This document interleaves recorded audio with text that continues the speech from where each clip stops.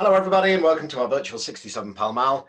Finally for today, our own Argentine sommelier Cecilia will be speaking with Susana Balbao in Mendoza, and who will be explaining her story of how she became one of the country's best and most respected producers. For now, we're very pleased to be speaking with Anne Trimbach, who travels the world representing her family's wines, and she's joining us from Alsace to talk about the history of the family's estate and taste some of their wines.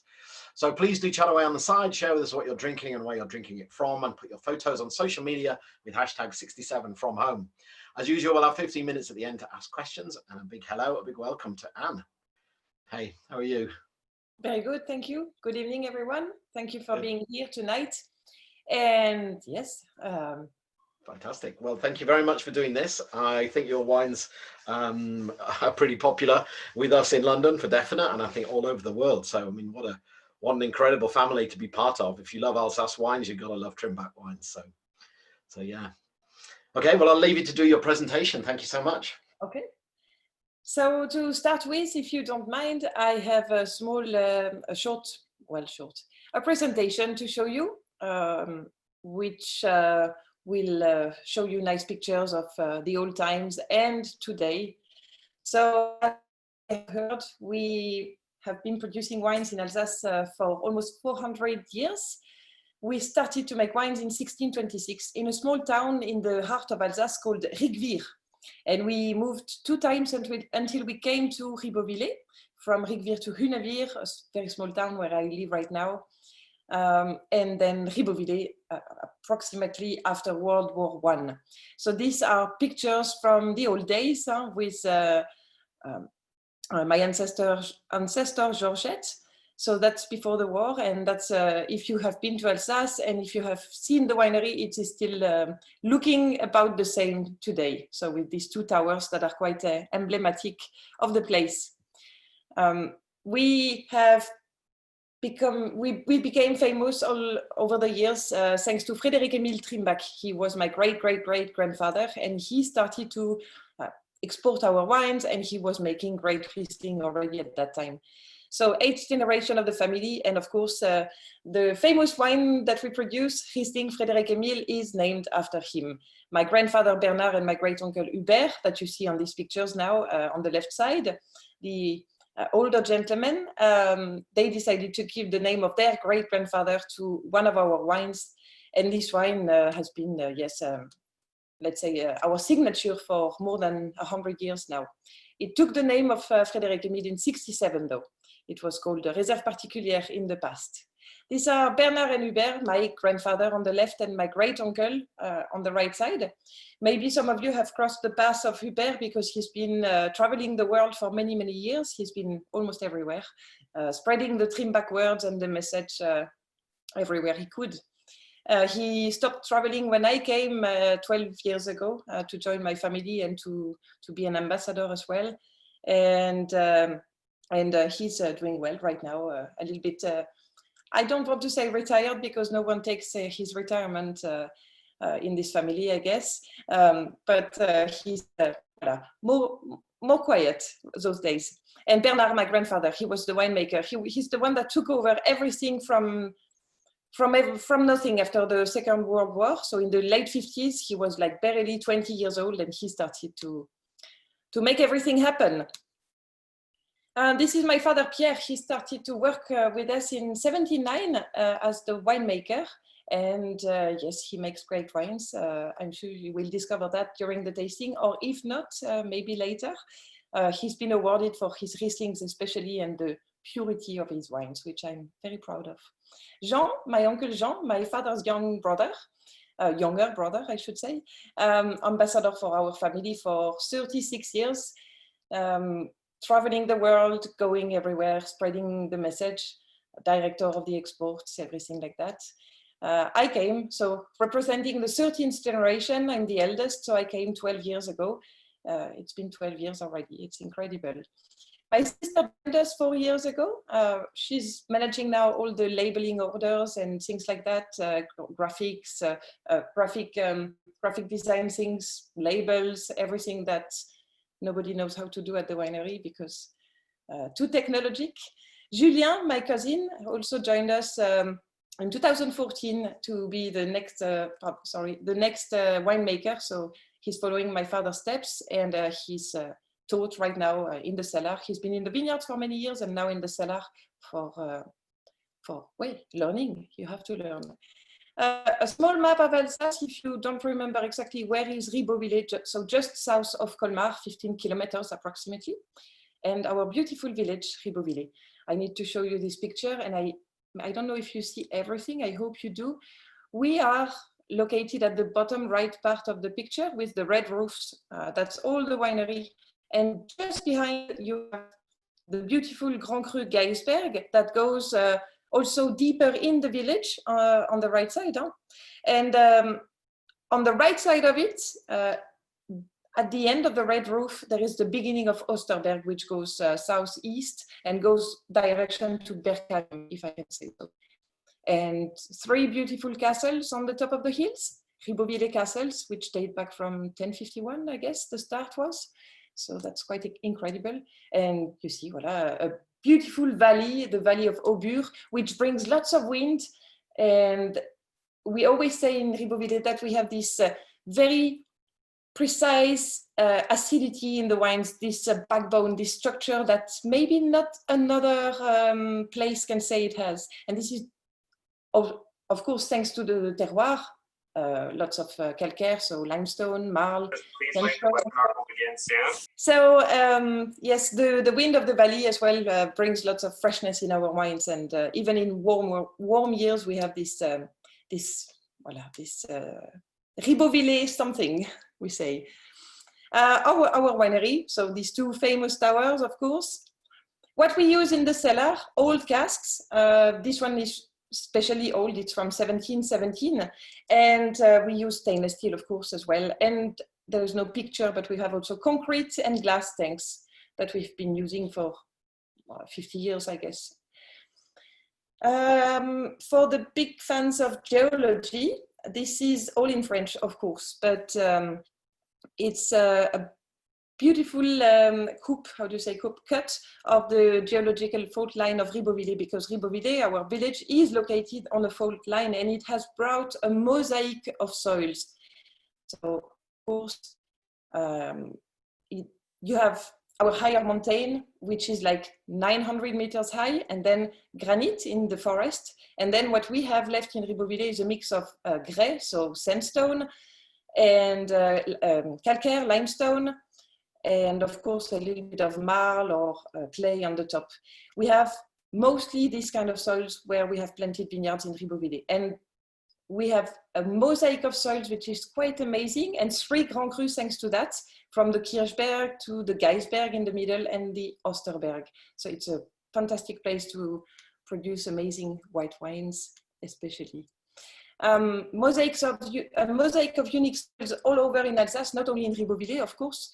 You can find all these different types of soils, 13 different types of soils in general. And then, of course, each one can be divided into, you know, how many, more than 800 from a famous journalist.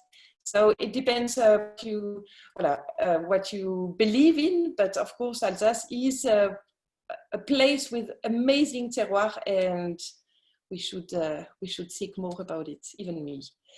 The wines, of course, we produce mostly white wines, as you know, 95% of white wines globally. A little bit of Pinot Noir, but not for many years, less than 50 years. We started only, 44 years ago. And we have 2 Pinot Noir only so far, but we maybe plan to produce 1 more in the future. And mostly Riesling. 50% of our total production is Riesling. And we counted with Mr. Sabern a few minutes ago. We produce at least 18 wines in a good vintage.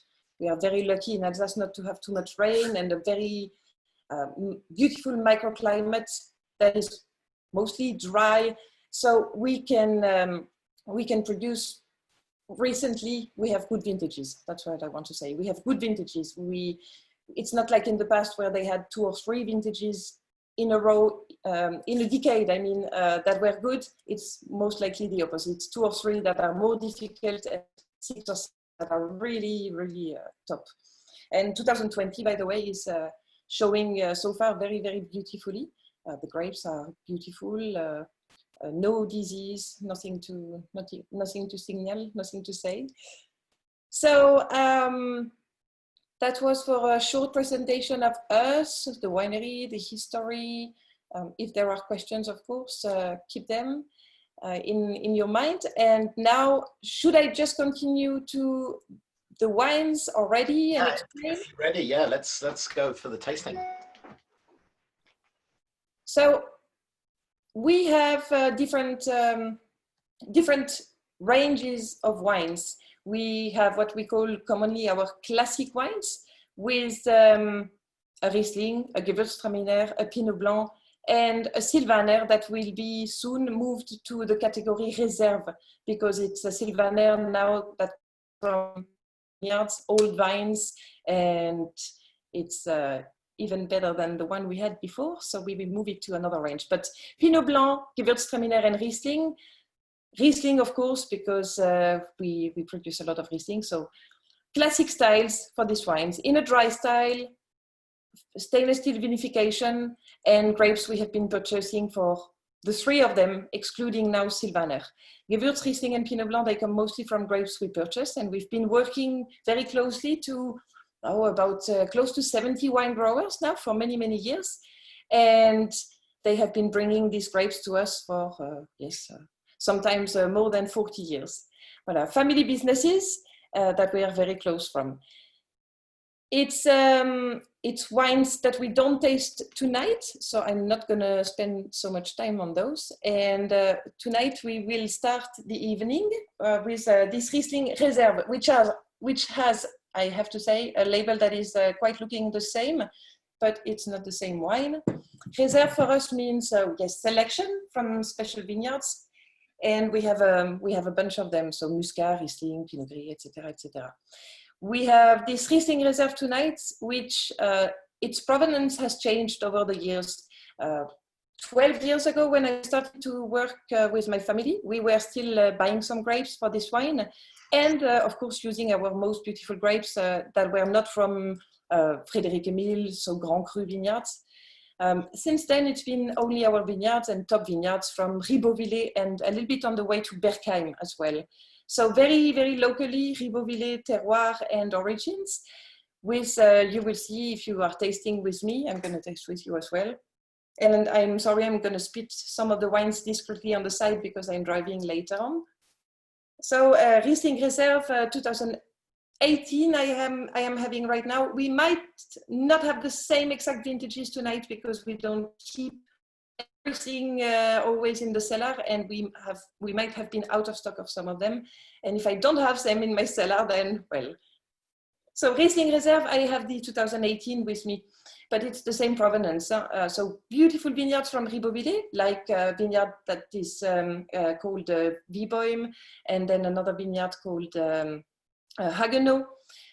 Then when we go to Berkheim, there is a little bit of Altenberg Grand Cru from Berkheim. So beautiful, beautiful grapes and quite old vines as well. So a nice selection, vinified in a dry style, always in a dry style, bone dry style, I should say, and to purity and to the focus we like in our wines. This is a wine that usually you can keep for a quite long time, actually. I would say 10, 15, sometimes 20 years old, huh? In a good vintage, no problem. So this is 2018, which was a very, very warm vintage, as you know. So you feel the heat here. And if you have 2017 in front of you, it's a more classic vintage, really like it is usually. This year so far, 2020, we don't know really, and my family is not really one of those who likes to say too early that it might be great, because you never know. But we have beautiful warm days like today, 30 plus degrees in some parts of Alsace, and then quite fresh nights, except yesterday evening was not that fresh, but every other night was fresh. So it's so far a good sign. Do you want to say anything special, Ronan, or do you want me to continue everything? Yeah, you just carry on as you wish to go. I'm not drinking the wines. I'm lucky enough to have a 2000 Cuvée Frederic Emile. That's the only wine I'm drinking. So, and it's very good. I'm sure some of you would like to know about practices. So I leave you some time as well to enjoy a bit of Riesling Reserve before we move on to the next one. Our practices in the vineyards. So lutte raisonnée, we say, how do you say, sustainable in English, has been our way to go for many years. And in 2008, when I came, first vineyard with Clos Sainte-Une, we started to treat the vineyards organically. First vineyard, Clos Sainte-Une, and then the rest came later. So one after the other, then we hired one more guy and then another one. So it's a whole process, of course. It takes some time, especially when now we are lucky to own 58 hectares total. So of course it's a big work to plan and a big change to make happen. And of course, we would like to be someday certified. It takes time, but it's, let's say in the pipelines. Later in a few years from now, it should be somewhere on the label. So it will be good for people to see that, yes, we have been working well for many years and trying to, yes, to work with the environment, and for people as well. Of course, it's much better. So finishing my Riesling Reserve, if you want to join me. I don't know if you did like me, but I opened every bottle already. So this was Riesling Reserve 2018 for me. And then, of course, more Riesling to come, because that's, of course, the king of the white grapes of, we say, the world. This is Riesling Sélection de Vieille Vigne. Oh, it's so silver and shiny that you don't see anything. Riesling Sélection de Vieille Vigne, I have 2017 in front of me, and some of you might have 16 maybe. So this is a quite new wine, actually. The selection of grapes that we have in the Riesling Vieille Vigne was originally into the Riesling Reserve that you have right now, eventually, that you just finished eventually. It's coming now from the village of Hunavir exclusively, a little bit of Grand Cru Rosaquer, and a little bit of Lieu-dit Mulforst.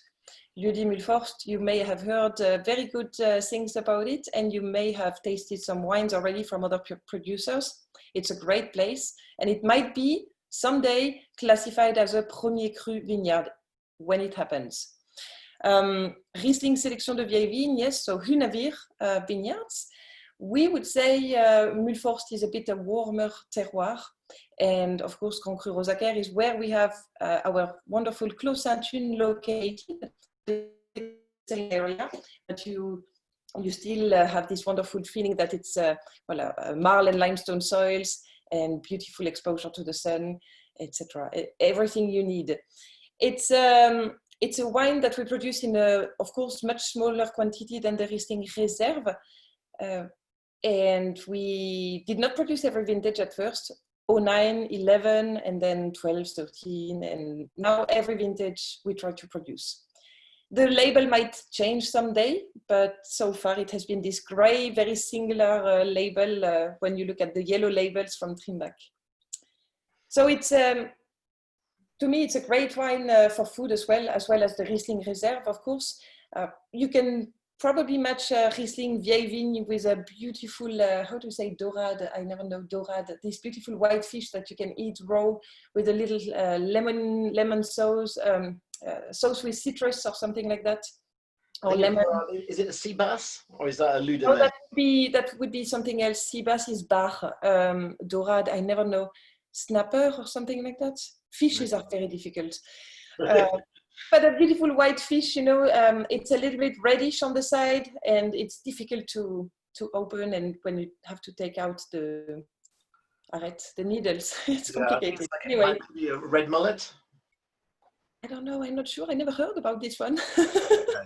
Anyway, a beautiful fish, crudo, with a little bit of herbs, whatever you like. It works quite well, and well, these two wines work with everything. Oysters.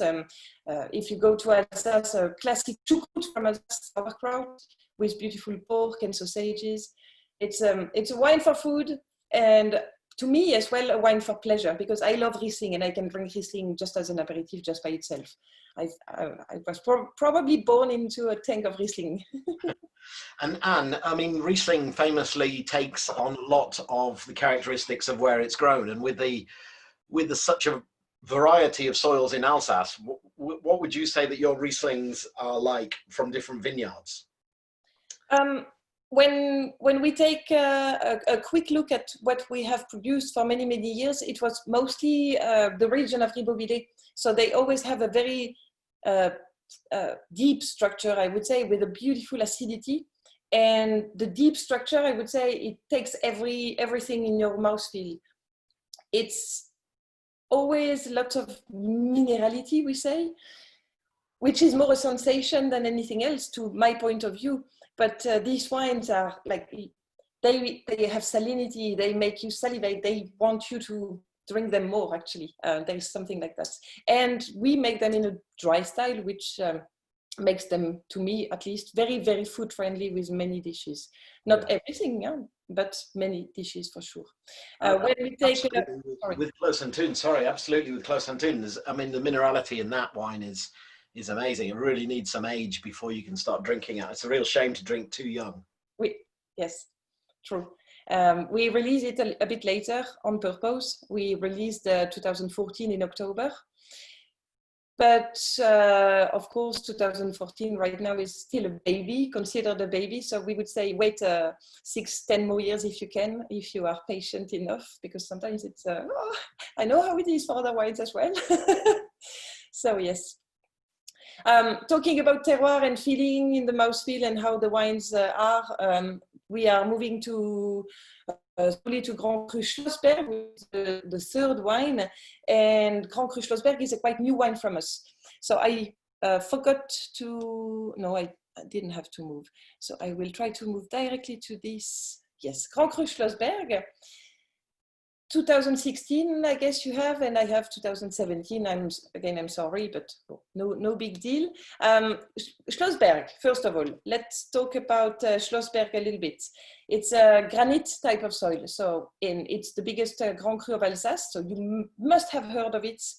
It's 80 hectares or so, and we own a small part, 1.6 hectares only, that we were very, very lucky to be able to purchase in 2012. And in 2014, we produced the first Schlossberg. And in 2016, if I remember well, I hope, we released it. 2014, 15, 16, 17 have been produced and released so far. It was just released now in April, so let's say there was not really a release this year, but it was released. We are just next to the castle. When you look at the label, the highest vineyards planted in terraces, the highest part is where we are located. Granite, 100%, and old vines that are, well, let's say 35 years old in the average. It's a completely different sensation in the mouthfeel. I will take some as well myself. This is, yes, the label. Huh? Oh, difficult to see, yes, Schlossberg. This is, to me, a completely different sensation. Yes, when you, well, the nose is different as well, of course, and then the mouthfeel as well. It's, there is this amazing sommelier that works at Villa Lalique in the north of Alsace, Romain Iltis, and he explained to me one day his vision of how to divide the two, the Grand Cru from Alsace, the 54 Grand Cru from Alsace, into two different categories. And let's say, to explain easily, that this would be a vertical wine, and he classified them the same way in his on his wine list, vertical wine. And you have this vertical sensation. The acidity is very, very precise. It's very pure and very linear in a way, but this way. And then a wine that we just had before, Vieille Vigne, or the next wine, Frédéric Émile, will be more like horizontal, so very large. It goes everywhere, but the other way. You can classify, you can put almost every wine in one category, I would say. I didn't try everything yet. Schlossberg comes just right now in the tasting because after Frédéric Émile, it's a bit hard for him. It's a granite in between calcaire, so limestone and sandstone wines. So it's a bit particular, but it works, let's say. No choice. So this must have been quite an important purchase for you to buy another Grand Cru vineyard and to add that to the portfolio. So what's the process behind that? How do you hear about a vineyard like that coming up for sale? Well, this would be a question to my father, Pierre, because that's he meets more people locally. I meet more people in other countries. I know many sommeliers or journalists in the world, but I don't get to meet vignerons, so people, winemakers, or people that work really the land as he does. As he does. So I'm not quite sure, but I would say like that when people talk. Yeah, we spoke with some people in Burgundy, and they said, yeah, all these deals are done, you know, over a beer or over a coffee or something like that. Yeah, often, yes. True. So, yes, we were lucky to purchase Schlossberg for sure. So this is our second Grand Cru with the name Grand Cru on the label, because as maybe some of you have realized, Trimbach before Schlossberg and before Geisberg, because Geisberg Grand Cru from the convent of Ribeauvillé was the first Grand Cru name, the first Grand Cru on the label for us. This is the second one. So it has been not a revolution, but a good evolution at Trimbach, because, well, that's a question of generation, I would say. My cousin Julien and myself, we talk about Grand Cru all the time. We use the names of Grand Cru. Nobody really wanted to see another cuvée, blah, blah, blah. We wanted to see the name of the place where it comes from. So Grand Cru Schlossberg, yes, granite, 100%. New wine, small production. Even though we have 1.6 hectares, we only produce 3,500 bottles or so for the whole world. So that's more difficult to find, I have to say. And we allocate it to every, let's say, country and great client, great restaurants or retail shops that have been, of course, loyal. Or yes, it's more difficult when you don't have many wines, many bottles. It's a great wine. Where are your biggest markets? Is it France or is it? France only represents 11% of our total sales. 90%, almost 89% go abroad. First, of course, to the US market. And then secondly to Denmark and Sweden and Norway. And of course, UK is a very good market for us, Japan, many others. But the biggest one, yes, Scandinavian markets are quite strong for us. Do you think that a lot of people in the rest of France, they know Riesling and like it? Not enough. They don't know enough about Riesling. Maybe the fault of I don't know who, the mistake of who, but we need to be prouder of what we have in our hands, because it's magical. Riesling in general, yes, maybe people know, but they have an a priori. How to say an a priori? They have a negative point of view before to try it. Unfortunately, Riesling is amazing when it's well made. It's magic. I think a lot of people do think it's going to be an off-dry style, and some people don't like that. So yes, true. I would be disappointed as well to order a dry Riesling and receive something that is off-dry and too sweet. But there are different styles. That's the beauty of Riesling. You can have bone-dry ones and then, of course, sweet ones, and in the middle as well. As long as it is well explained somewhere on the label or somewhere, and that when you buy dry, it's really dry, to me, it would be fine. Huh? Yeah. Hopefully it will come back one day, because the image of Alsace with Riesling has been a little bit rude to the region, I have to say. I don't know why, but we milite, we go abroad, and we spread the message as much as we can. We and other families as well, other domains as well. They say the right words. Absolutely. Well, if they're not drinking it in France, that just means there's more for us outside of France, which is good. It's true, yes. So then, I'm just looking at where we are right now. we could move to Frédéric Emile if you want, which Absolutely. is our signature listing and has been for many, many years. So we have 2011 right now. Oops, I lost a cork. 2011 Cuvée Frédéric Emile. So this label, I would say, has been, well, probably, I could say, famous for this thing. It's, so as I said, named after my great-great-great-grandfather, Frédéric Emile himself, who was the winemaker at that time in the late 19th century. He won some prizes for his wines at the end of the 19th century as well. So my grandfather and my great-uncle, Hubert and Bernard, they decided to give the name of their great-grandfather to the wine in '67. So for those years, for those last years, the wine has been coming from the same places, the same vineyards, Geisberg and Osterberg. And in the late 70s or early 80s, I'm never sure, but at that time, Grand Cru, the Grand Cru were created, the system of the Grand Cru were created, and we had to choose between continuing our Frédéric Emile, which was becoming, I wouldn't say famous, but well-known in the sommelier world and high gastronomy at least, or choose between Geisberg and Osterberg Grand Cru, or I mean, make two different wines, one Geisberg, one Osterberg. So we decided to keep the traditions, and today it's still called Frédéric Emile or CFE or Freddy Emile. It has nicknames all around the world, depending on where you are. It's one of our pride, fierté, yes. Yeah. It's a great wine. It's just behind the winery, so I must have a picture somewhere. And right so there.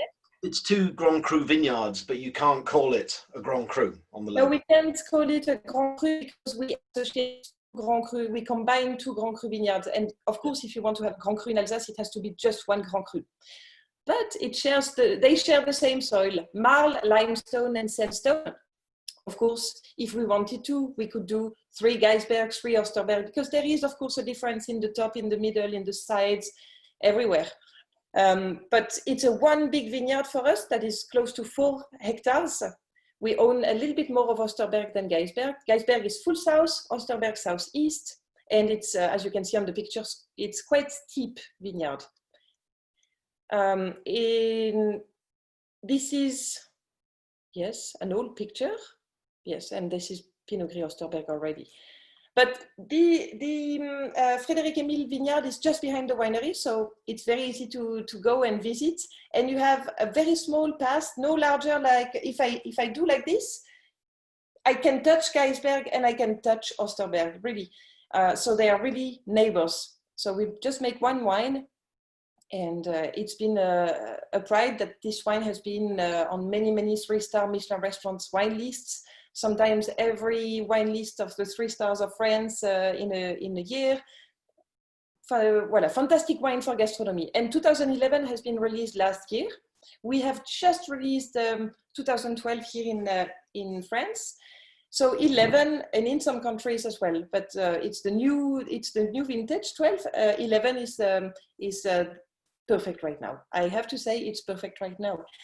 It's a warm vintage, a little bit warm vintage, but not like 09 with more acidity and punch, I would say. And a great wine for drinking now or in the next 15, 20 years, hopefully. But it should be not a problem.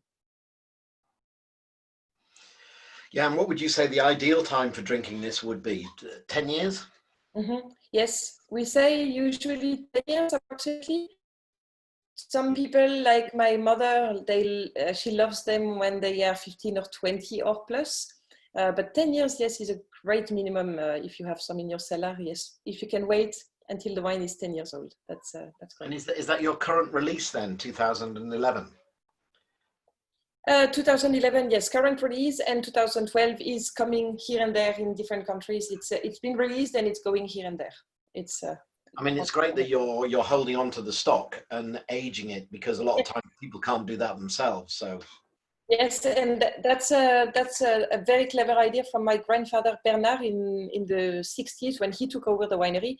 He decided that he should keep the top wines as long as he could before releasing them, because they need some time. They need some time, especially on terroir like limestone or sandstone. It's a facility, it's a big structure, but the wines are sometimes a little muted when they are very young, and they speak later, only when they feel it's time. And it takes sometimes 5, 10 years, sometimes 15, like some vintages, like 95 took forever to open. So yeah, I remember working as a sommelier on the floor and being told off by a very famous Burgundian producer and being told that the wines that I had on the wine list were far too young to be drinking now. So I just said to him, well, why did you sell them to me then? True. So it's good to see producers holding stock back until it's really ready.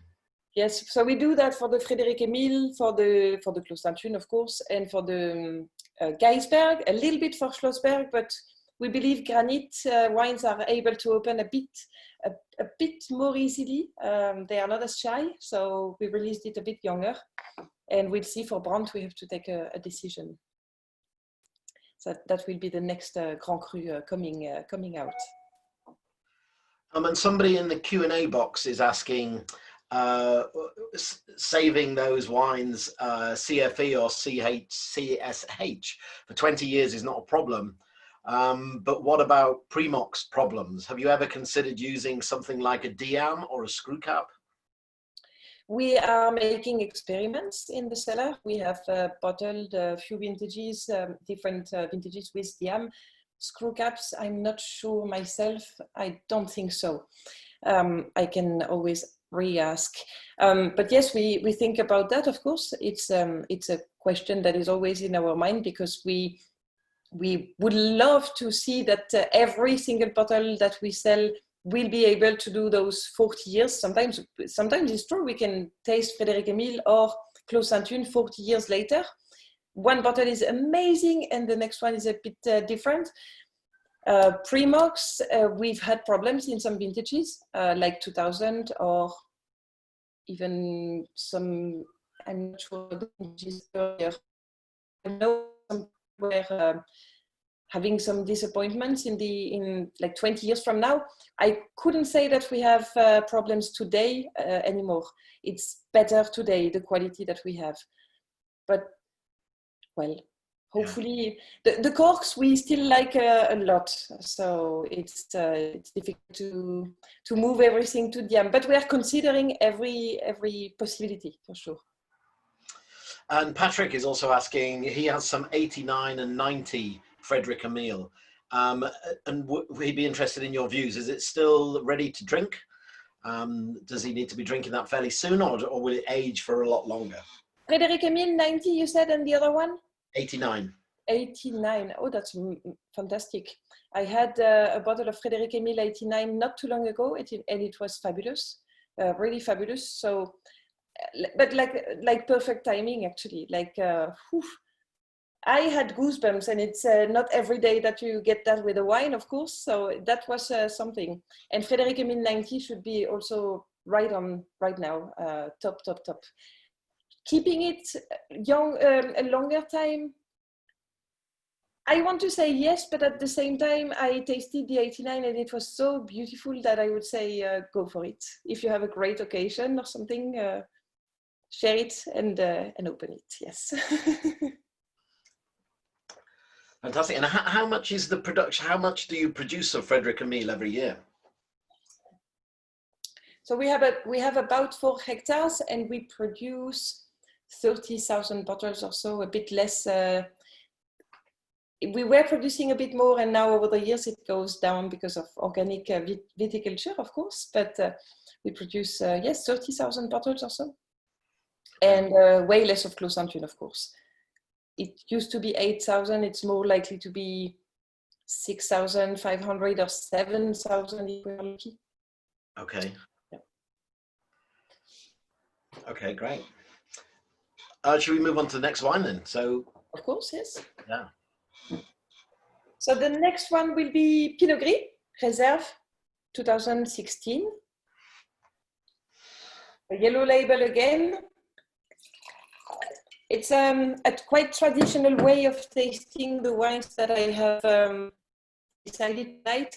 We could have done Pinot Gris first and then the Rieslings and then the Gewürz. but this should work as well.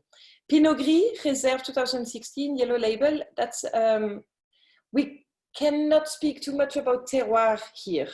It's, I mean, yes, terroir of Alsace, of course, but it's difficult to name just one because it's many different vineyards that we combine in one wine, let's say. So it's a Pinot Gris, a classic style of Pinot Gris from Alsace. Reserve means high selection because of the sensibility, the fragility of Pinot Gris. It has to be super, super healthy grapes. They have to be perfect. They have to be ripe in our way, yeah? Ripe, not overripe. So you can get a Pinot Gris with some freshness, not too dry, not too rich, I want to say, sorry, and quite dry. And this 2016 is actually quite dry. I'm not a, my father has always told me that numbers were not important. So for residual sugar amounts, I'm not that good, but it shouldn't be more than 5 or 6 grams of residual sugar. And when it comes to Pinot Gris, it's very nice when you sometimes find a dry Pinot Gris because it's perfect for many styles of food as well. Even if you have a bit of spiciness in your food, it's quite amazing. Yeah, and the food, you know, the food and wine matching in Alsace is exceptional. I think one of the best meals that I ever had was at Auberge de Lille with Serge Dubs there. Yes. And the dishes and the food and the wines and the matches were just incredible. I trust you completely. Yes, with every wine of Alsace, of course, we can make a wonderful match in terms of food and wine pairings. Pinot Gris, we often think about Riesling because it's in the heart of people. Right now, especially, it's a bit more trendy, and I'm happy to see that. But Pinot Gris, you can find amazing food combination as well when it comes to, yes, mushrooms in the season, fishes that are a little bit oilier. What else could you have? There are too many creamy dishes. When there is a bit of more richness or spiciness, it works quite well. And we tend to produce Pinot Gris and export it, yes, everywhere. If it's not Gewürz, it's Pinot Gris. I mean, Riesling, Gewürz, and Pinot Gris are really in the heart of people, and it's the grapes we produce the most.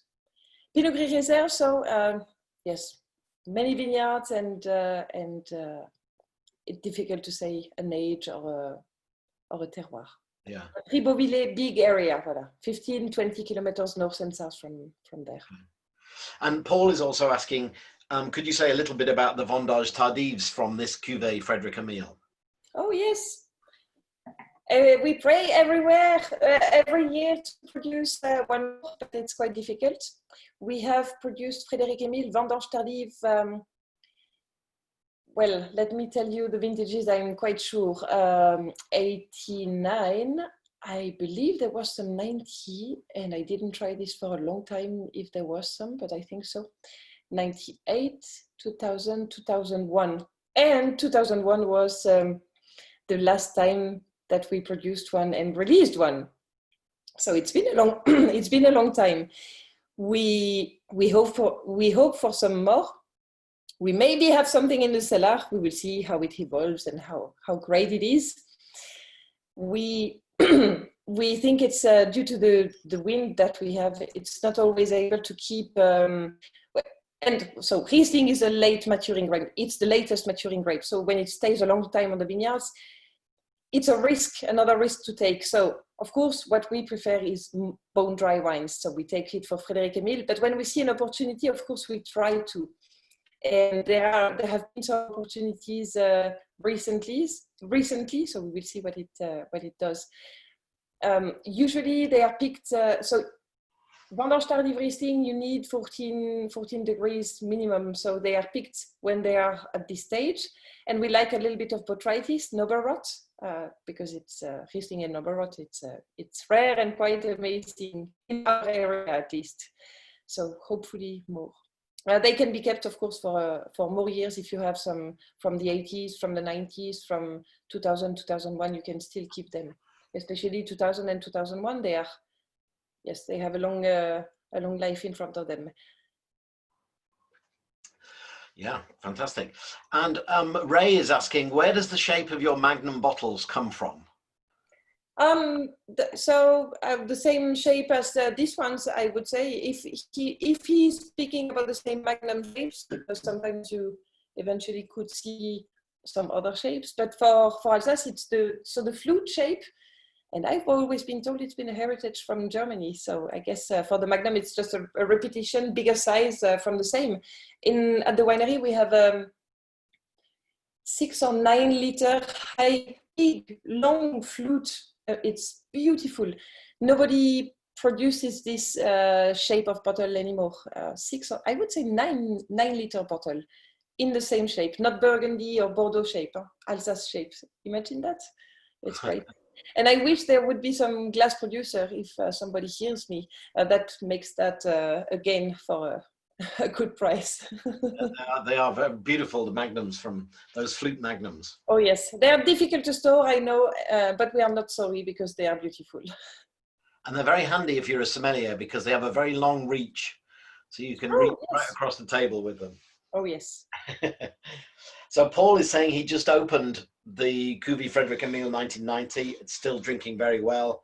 There's a little color, but it's very, very fresh and fine. He just opened now? Yeah. Yeah. Oh, wow. Okay, thank you. Wonderful. Happy for you. And Patrick is saying, thank you for the answer on the Cuvée Frédéric Emile 89 and 90. And at the moment, he's drinking the Hommage à Georgette Trimbach Pinot Gris 1996. And it's holding up very well. Have you produced any other special cuvées of Pinot Gris? Yes, 96. That was one of the first time for Pinot Gris. And then we produced 2000. I'm getting old. 2005 for sure, Pinot Gris that we called 13th generation, and 2002 and 2005, yes. 13th generation, that was released when I entered the winery in 2008. And it was the same style approximately like the homage to Georgette. No, Georgette, he said, 96. Huh? And then there was homage to Jeanne as well in 2000. Yeah, Georgette, yeah. Yes, so Georgette in 96, Jeanne, my great-grandmother, who turned 100 years old in 2000, and then 2 different homage to the younger generation that was entering the winery. Okay. And that's it. Recently, nothing special. Pinot Gris Réserve Personnelle with a gold label when we can, maybe not every year, but when we can. And sometimes a Vendange Tardive, but it becomes rare. Yeah, so, okay. And so tell us about Clos Antune. I know we're not tasting Clos Antune for this tasting, but I know that it has a lot of fans with our members and in the UK in general. So if I have a bit of time, this is the label of Clos Antune.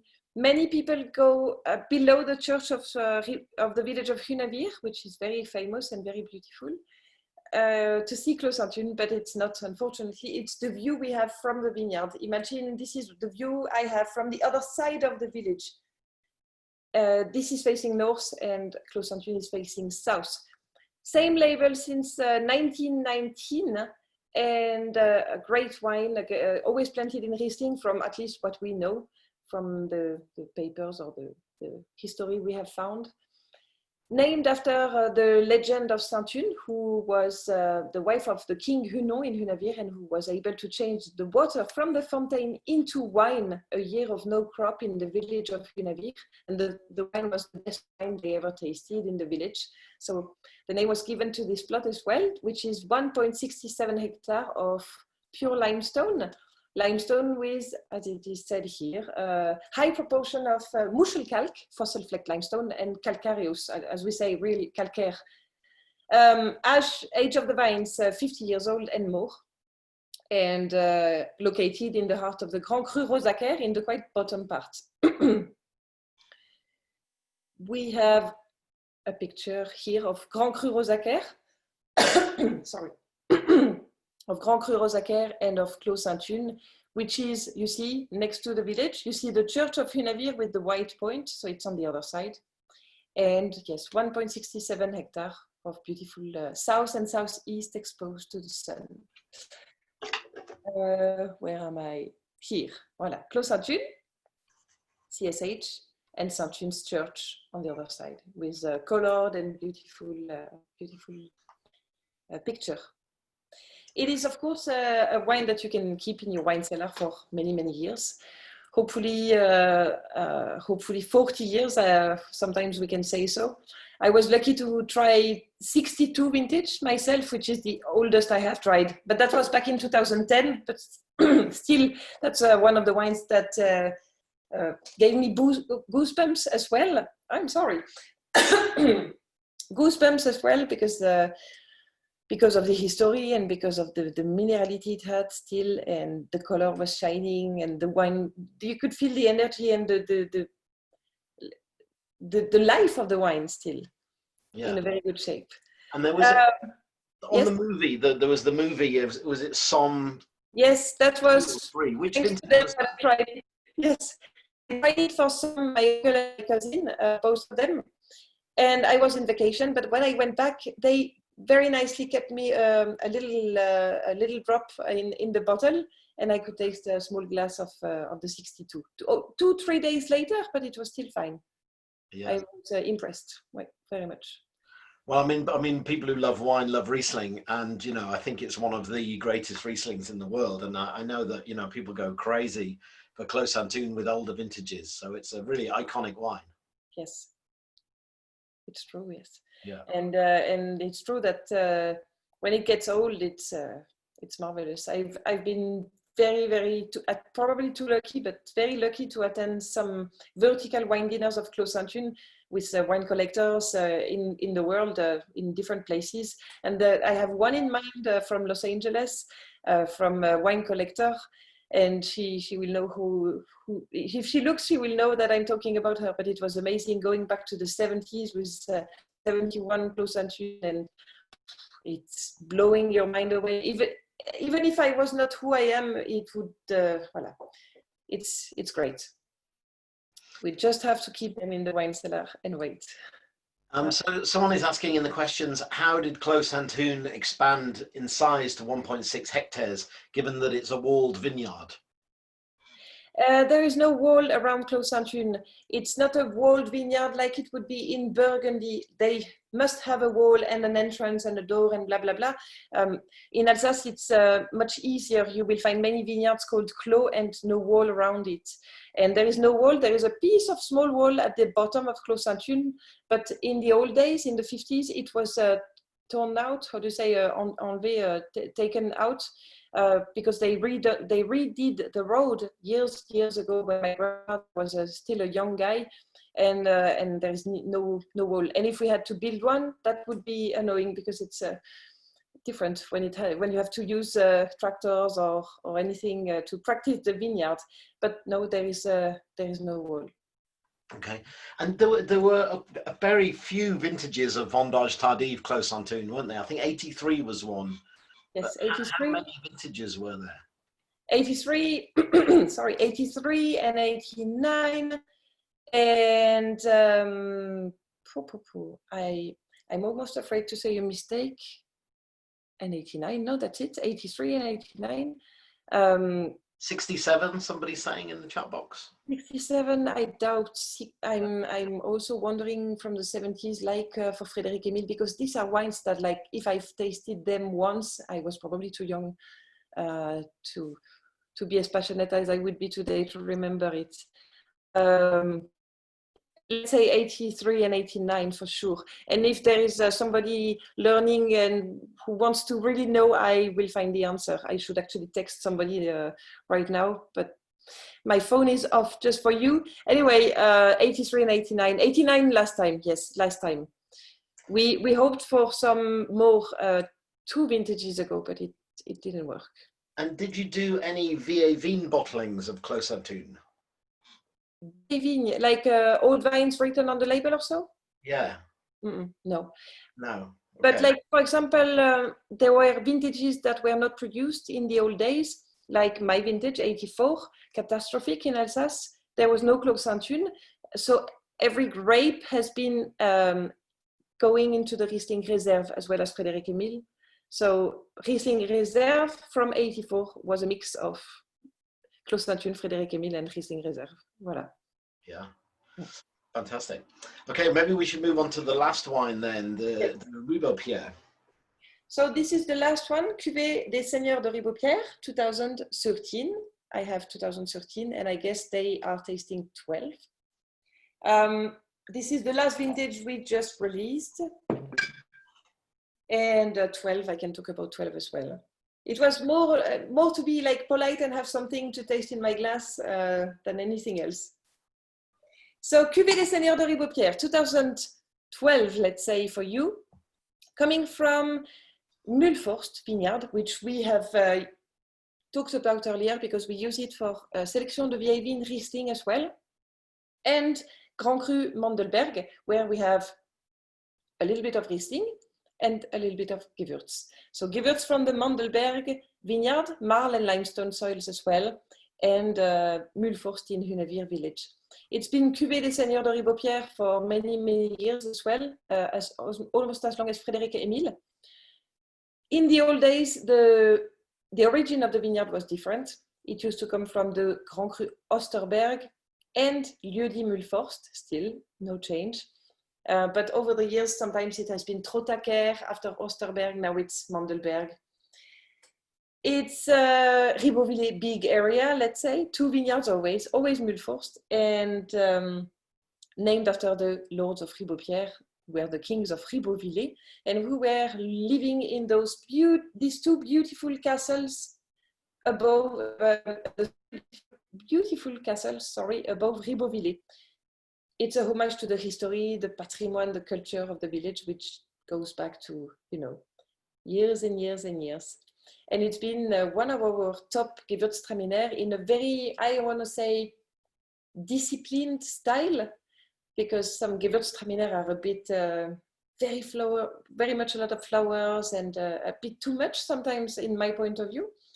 We try to make it in a very elegant and restrained almost style, so we say disciplined. And always a bit of residual sweetness, I couldn't say differently, since I've been working, let's say maybe I remember 12 the lowest and the highest maybe 19 or so. So very reasonable. Wonderful when it comes to a strong cheese, if there are cheese lovers like Munster cheese from where we are, or beautiful old Stilton, or a blue cheese. And of course, my best pairing was actually in London, at that time, 10 years ago, in a 1-star Michelin restaurant, an Indian restaurant, which was amazing. I can't remember the name right now, but I have notes somewhere, with a beautiful curry. And it was perfect match. But everything a bit spicy and relevé, we say in French, so a bit with taste, duck, or many pairings to do with Gewürz, but we are afraid of it sometimes. Well, I think Gewürztraminer is such a special aroma and taste, but if you work a little bit hard at it and you come up with some great dishes, the combinations of Gewürz and some food is just amazing. Yes, true. But you gotta be flexible. You gotta be inventive. Very inventive, yes. And sometimes it's surprising the matches you can do actually. Yeah. Yeah, and is Gewürztraminer enjoyed in France? Do people like Gewürztraminer there, or are they a bit scared of it as well? Like in the rest of the world, when they taste a great one, they actually love it. And I've made many of my friends change their opinion about Gewürztraminer because they have always tasted Gewürztraminer, maybe not the right ones, not the ones that go with food, maybe the ones that would go with desserts or something like that. They seem too often sweet with Gewürz, but it's not always sweet. It's very aromatic, of course. So it's very unique. But when it's well made, you can have it even with a steak tartare. When it's very spicy steak tartare the French way, I enjoyed it very much, and I have many colleagues from other wineries that will tell you exactly the same. Yeah. And Frederick is asking, what is the typical aging potential for your Gewürztraminer wines? The aging potential, so like the other wines for the classics, not that long, not meant to be aged, but this one in particular, Cuvée des Seigneurs de Ribeaupierre, we had a bottle of 85 not too long ago, so a quite long time, 25, 30 years old sometimes. Of course, they are very different when they get older. It's like Riesling, you don't pair the same dishes as when they are young, like a 12 or a 13. 12, by the way, very classic vintage. So it should be, you should be able to keep it, yes, 15, 20 years, no problem. And yes, when they are a bit older, you can play with different ingredients, let's say. And even myself, I don't have enough experience with older Gewürztraminer. So something to try soon. Yeah. And Paul is saying, he's just mentioning, Paul's drinking the 90 Cuvée Frédéric Emile, and he's saying that during the lockdown period of the last few months, he had a 1973 Clos Santoon that was absolutely fantastic. Still very, very fresh, pale and straw colored and delicious. I'm very happy to hear that. And you would maybe be surprised, but 73 is one of the vintages of Clos Santoon I have never tried personally. So I'm happy you enjoyed it and that it was a great bottle. So great, well, fantastic. Well, so Anne, we're just at an hour now, so I can just say thank you so much for spending your time with us. You know, the wines are really treasured and loved in the UK, and especially Clos Santoon and Cuvée Frédéric Emile. So yeah, thank you so much for talking to us today and sharing your history and telling us about the wines. Thank you as well very much for having me and for listening to me and for tasting with me. And of course, if you have questions or whatever, let us know, let them know. And if you come to Alsace, let us know as well, please. We would be very honored and happy to welcome you. But please take a rendezvous, take an appointment in those uncertain times, let's say. Yeah. Thank you. Well, thank you very much. Pass my regards on to Jean when you see him. And yeah, thank you and enjoy the rest of your evening. You too. Thank you so much. Have a great evening.